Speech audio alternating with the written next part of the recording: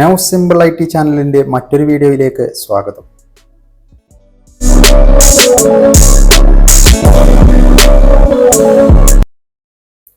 ഒരു Excel വർക്ക്ഷീറ്റിൽ some function എങ്ങനെയെല്ലാം ഉപയോഗിക്കാമെന്നാണ് ഇന്നത്തെ വീഡിയോയിൽ ചർച്ച ചെയ്യുന്നത്.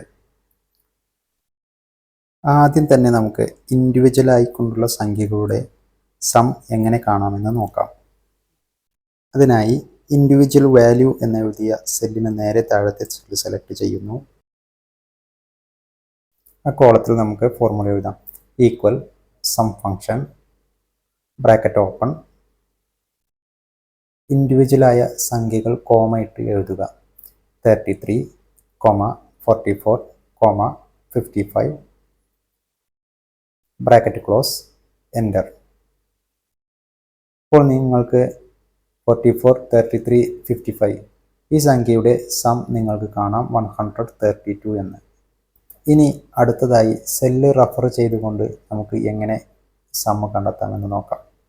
ഇതിനായി equal sum function bracket open, ഏതിൻ്റെ എല്ലാം സമ്മാണോ കാണേണ്ടത് ആ സെല്ലുകളെല്ലാം സെലക്ട് ചെയ്യുന്നു. ബ്രാക്കറ്റ് ഇട്ട ശേഷം എൻ്റർ. ഇപ്പോൾ നിങ്ങൾക്ക് കാണാം 132 എന്ന്. അടുത്തതായി നമുക്ക് നോക്കാം, ഈ കാണുന്ന ടേബിളിൽ റൈറ്റിലേക്കുള്ള എല്ലാ സംഖ്യകളുടെയും സം എങ്ങനെ കാണാമെന്നും അതുപോലെ തന്നെ താഴേക്കുള്ള ഓരോ വരികളുടെയും സം എങ്ങനെ കാണാമെന്നും നമുക്ക് നോക്കാം. അതിനായി ഈ റൈറ്റ് വശത്തെ സെല്ല് സെലക്ട് ചെയ്ത ശേഷം equal sum function bracket open,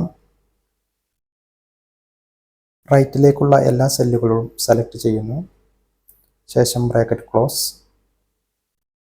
enter.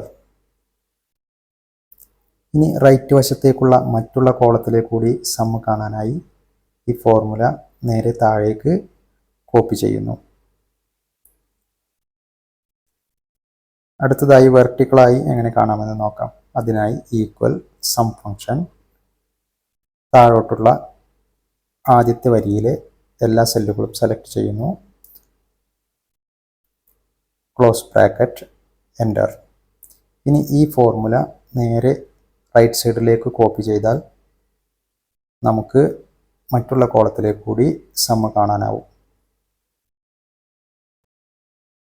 റൈറ്റിലേക്കോ അല്ലെങ്കിൽ താഴേക്കോ ഉള്ള സംഖ്യകളുടെ സം കാണാനായി നമുക്ക് ഷോർട്ട് കട്ട് ഉപയോഗിക്കാവുന്നതാണ്.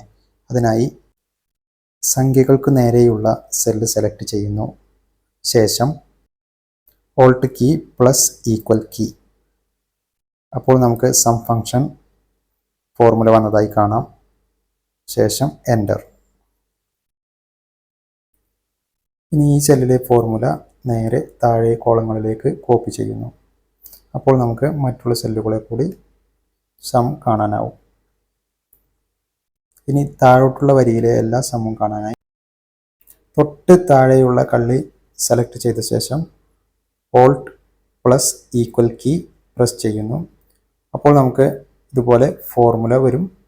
ശേഷം എൻ്റർ കീ. ഇനി ഈ ഫോർമുല നേരെ റൈറ്റ് സൈഡിലേക്ക് കോപ്പി ചെയ്താൽ നമുക്ക് മറ്റുള്ള എല്ലാ കോളത്തിലെയും സം കാണാനാവുന്നതാണ്. ഇനി ഈ സംഖ്യകളിൽ ഏതെങ്കിലും മാറ്റം വരുത്തിയാൽ റീക്രിയേറ്റ് ചെയ്താൽ അതിനനുസരിച്ച് ഫോർമുലയിൽ സം മാറ്റം വരുന്നത് നമുക്ക് കാണാം.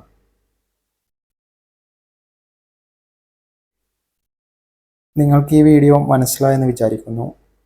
വീഡിയോ ഇഷ്ടമായാൽ ലൈക്ക് ചെയ്യുക, ചാനൽ സബ്സ്ക്രൈബ് ചെയ്യുക.